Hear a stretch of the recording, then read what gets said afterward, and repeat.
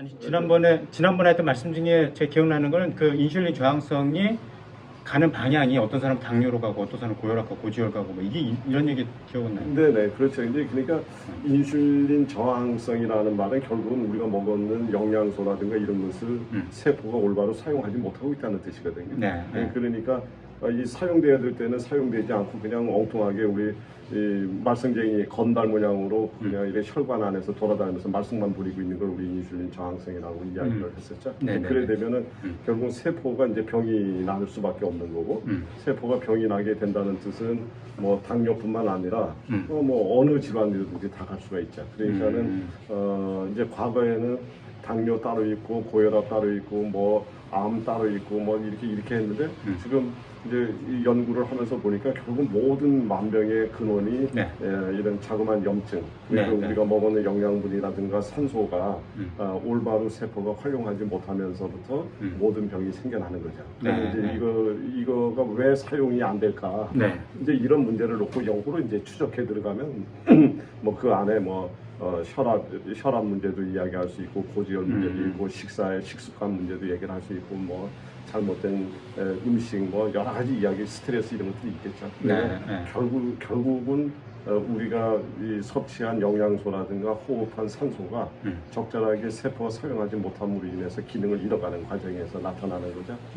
그래서 제가 이 대사성 질환을 이야기를 이제 처음에 하면서 지금 너무 심각하다. 이 우리 뭐 성인들이야 네. 살 만큼 사는 사람들이야 막 그렇다 치더라도 네. 우리 어린 청소년들의 30% 가까운 19세 이하 네, 네, 이 네. 학생들이 이런 대사성 질환에 30% 이상이 이제 노출돼 있어요? 노출돼 있는 거예요. 그러니까 이건 너무 안타깝고 심각하다는 생각이 있었어요. 그래서 네, 이것이 문제를 사실 이렇게 끄집어내면은 지금 요즘에 코로나 뭐 이것보다도 훨씬 더 이 안타깝고 미래의 희망이 이렇게 네. 암담하게 보이는 이런 내용이거든요. 그래서 네, 이제 네, 우리가 네. 대사성 질환을 시작했잖아요. 네. 그래서 이제 그 중에 지난번에 당뇨 다뤘고, 네. 그다음에 이제 오늘 이제 고혈압을 고혈압. 다룰 건데 네. 이 고혈압은 그러니까 예상하지 못한 죽음이에요. 예, 그러니까 우리가 태어난 사람들은 누구나 이제 생명이 끝이 있기 마련이지만 네. 지금 우리가 이제 가장 안타까운 것은 어떤 사고나 이런 것을 말고 네, 네, 이제 네. 이런 거 말고 그냥 갑자기 죽는, 쓰러지고 잘못되고 이제 이런 안타까운 죽음이죠. 이제 네, 이 중에 바로 그런 죽음의 가장 첫 번째 원인이 네. 이 고혈압이에요. 네. 고혈압이라는 게 혈압이 높은 거. 높아져. 그러니까. 높아서 생겨나는 거죠. 그래서 혈관이 터진다든가, 네. 이제 뭐 특히 이제 뇌혈관, 심장 뭐 이런 쪽에서 문제가 생기면서 그냥 하면서 그냥 쓰러지면 그냥 그 생명을 잃어버리는 이제 이런 것을 이제 우리 돌연사, 네, 네, 네. 예상하지 못한 죽음 이렇게 얘기를 하는데 그거의 가장 큰 원인 중에 하나가 고혈압입니다. 네. 예, 그래서 고혈압에 대해서 잘 알아야 되는데 그 고혈압이 말씀하신 것 중에 그러니까 혈관이 막히는 거 하고도 다른 문제예요? 그러니까 이제 그게 터졌다고 하시니까 제가 여쭤본 거예요. 그러니까 고혈압의 원인이 되는 것들을 이렇게 보면 네. 이제 뭐 여러 가지 원인이 있겠죠. 네. 이제 혈관이 이제 탄력성이 약해서 네, 네, 네. 탄력성, 신축성이 약해서 혈액을 제대로 못 이동시키는, 네. 이동 못 시키는 경우도 있고 네. 또 이동시키려고 했더니 안에 피가 너무 혈액이 걸쭉한 거예요. 그렇죠. 걸쭉하고 막히고 이게 이제 혈전 얘기. 네, 네, 네. 이런 것들이 있을 수 있고 또 혈액 안에 여러 가지 영양소가 지나가려고 그랬는데 우리 이 도로에 차가 밀리면 네. 아무리 119를 타도 못 가는 거잖아요. 네, 그렇죠. 예. 그런데 길에 뭐가 많이 밀렸느냐면은 뭐 혈당 사용하지 않고 막 건달처럼 돌아다니는 이 당. 얘는 이제 빨리빨리 집으로 들어가서 집에 일을 해야 되는데 네네네. 이 바깥에서 돌아다니는 거잖아요. 네. 예, 이제 이런 애들. 그다음에 이제 앞으로 또 다룰 이제 고지혈, 기름 덩어리. 뭐 이런 애들하고 당하고 섞여갖고 막 그냥 엉겨붙어서 길을 다 가로막아버리고 그리고 또 혈관 벽에 이렇게 붙어서 길을 좁게 만들어버리고 이제 이런 식이 돼버리면 네. 결국은 심장의 입장에서나 우리 인체에서는 혈액이 빨리 와줘야 되는데 오지 않잖아요. 네. 그러니까 혈압을 끌어올릴 수밖에. 아. 끌어올려서 어떻게든지 살고자 하는 뭔가 노력을 해야 될 것 아니에요. 네, 네. 이제 이렇게 해서 결국 혈압이 올라가는 거죠. 그러니까는 혈압이 올라갔다는 그 자체가 문제가 아니고요. 네, 네. 혈압이 올라갔다는 것은 우리 인체가 살으려고 하는 노력이에요. 하여튼 피가 제대로 못 가니까. 못 가고 있다는 그러니까 거예요. 어떠한 방식을 통해서라도 목적지까지 혈액이 가야 되니까 우리 몸 안에서 혈압을 올릴 수밖에 없어요. 예, 그런데 그 혈압을 떨구는 것이 중요한 것이 아니고 네. 왜 어떻게 무슨 문제 때문에 지금 우리 몸에서 혈압을 올리고 있는가를 이해를 해서 그것을 해결을 하려고 하는 노력이 근본적인 혈압을 쳐다보는 자세가 돼야 될 거다. 그러니까 피가 잘 통하게 해주는 게 첫째다. 네, 예. 피만 잘 통하면 사실은 심장이 이렇게 무리하게 할 필요가 없으니까 그죠? 그 이제 옛날에 네. 이제 이런 게 있었습니다. 이제 제가 혈압과 관련된 이야기 하나를 드리면 네. 이 러시아의 이제 어떤 학자가 개구리를 실험을 해요. 네. 네. 개구리를 실험을 하다가 이제 뭐 이렇게 해부해갖고 뭐 이제 여러 가지 이제 이거 실험을 하는데 네. 실수를 해갖고 개구리 콩팥 신장으로 들어가는 혈관을 잘라버렸어요.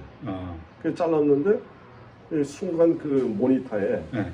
그 피크가 굉장히 난리를 치면서 이 혈압이 올라가는 거예요. 네. 네. 네.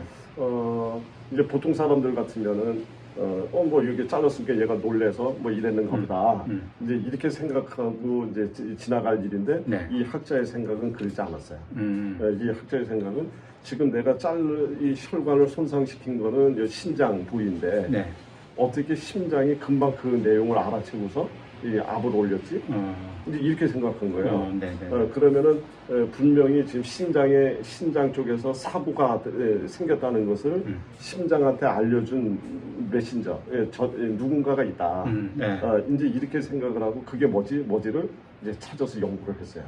그랬더니 진짜 그 물질이 있는 거예요. 여기가 잘라지는 순간 야, 이 신장 큰일 나서 무슨 혈액이 들어갈 수가 없어.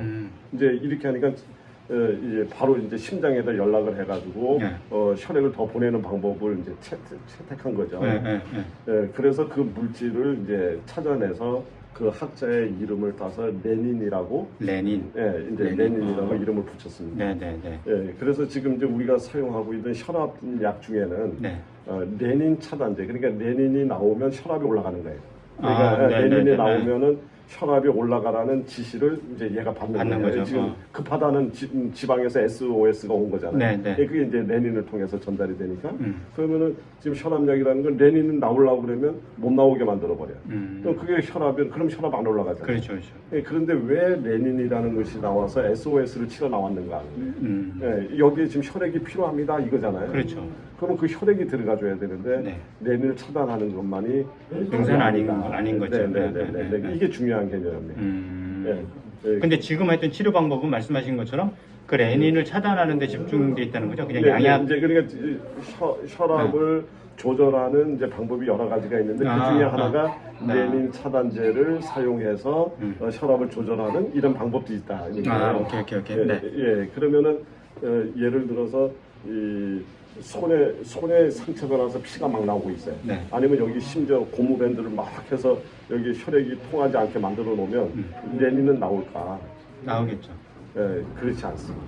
이게 여기는 우리 생명과 직결된 자리가 아니에요. 그렇기 때문에 이 정도에서 레닌이 나오지 않는다는 거예요. 그러면은 어느 정도 수준이어야 되냐면 정말 중요한 장기가 우리 생명과 직결된 중요한 장기가 혈액의 공급이 원활하지 않으면 당연히 뇌, 간, 또 심장, 뭐 이런 데에 혈액의 뭔가가 정상적이지 않다고 생각하면 혈압을 올려달라는 SOS를 치겠죠. 그러니까 급할 때 얘가 이제 나온다는 거죠. 급하고 중요한 장기. 물론 이제 우리가 몸이 전반적으로 당이라든가 이런 거에 의해서 또는 어떤 고지혈이라든가 이런 거에 의해서 모세혈관이 전반적으로 다 막히면 당연히 혈압이 올라가겠죠. 그러나 그렇지 않은 경우라도 다른 쪽에는 크게 문제가 없더라도 중요한 장기에 혈액 순환이 원활하지 않게 되면 그것도 혈압의 상승의 원인이 되는 거예요. 그런데 우리가 그 혈압이 상승되니까 혈압을 내려야지만이 목적이 아니고 그 장기에 근본적으로 혈액이 들어갈 수 있도록 도와주는 것이 이 문제를 근본적으로 해결하는 이런 그런 방법이 돼야 된다는 거죠. 그렇죠. 그러니까 원인을 치료하면 이렇게 다 된다는 네, 네, 현상이 아니라. 네네. 그래서 지금 그래도 어쨌든 현대의학이 많이 발달되고 이런 약물이 발달돼서 네. 옛날 같은 그냥 혈압이 올라가고 이러면 그냥 뭐 정말 그 우리 생명이 단축되는 거죠. 오래 못 살게 만들었던 가장 주된 원인이죠.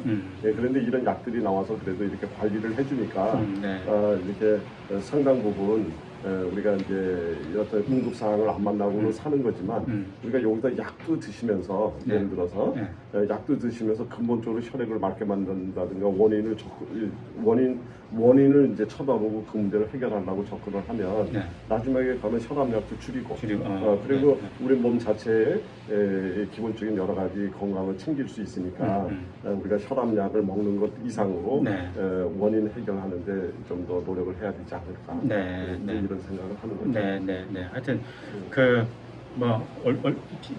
그죠? 이 혈관이 잘 흐르면 그것만큼 더 건강이 없겠죠. 네, 당연히 뭐 네, 누가 네. 생각해도. 네. 근데 그 문제를 근본적으로 하여튼 좋게 만든다. 근데 요것이 하여튼 뭐 우리 이제 박사님의 기본적인 그 음식을 통해서 할 수 있다. 제 생각이죠. 그러니까 저는 이제 그러니까 물론 이 약도 먹지만 그거 플러스 먹지만 않는 건 아니고 플러스 음식을 통해서 그 원인을 해소하면 훨씬 낫다. 줄일 수도 있다. 이제 그런 얘기. 네. 이 안타까운 게 우리 여기가 네.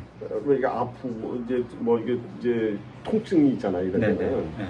그러니까 통증이 있으면은 뭐 진통제를 먹든 뭐를 먹든 이거 그렇죠. 이게 막 하잖아요. 네.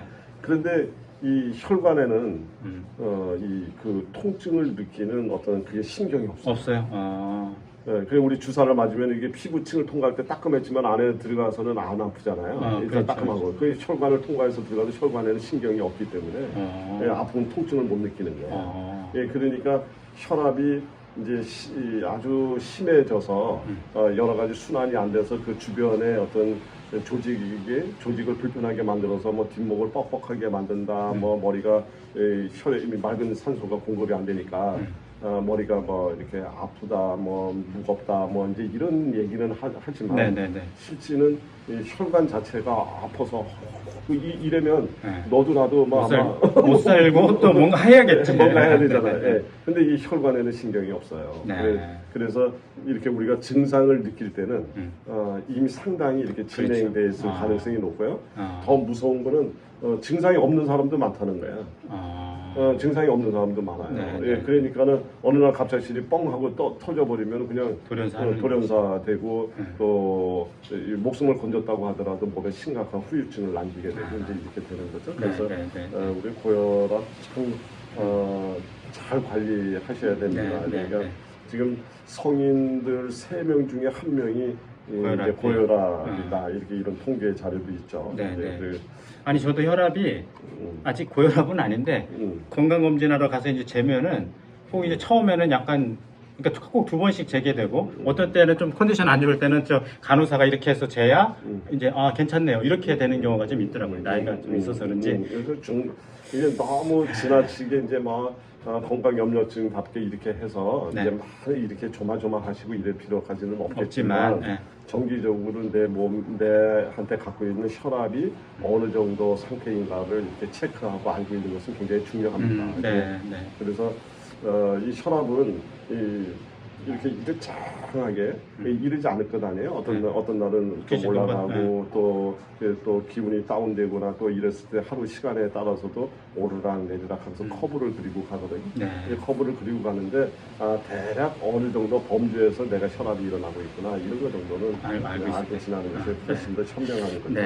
왜냐하면은 그 혈압이라는 것이 침묵의 살인자, 침묵의 살인자 이러니까 그 침묵하고 있는 애한테 당하지 말아야 되잖아요. 그러니까.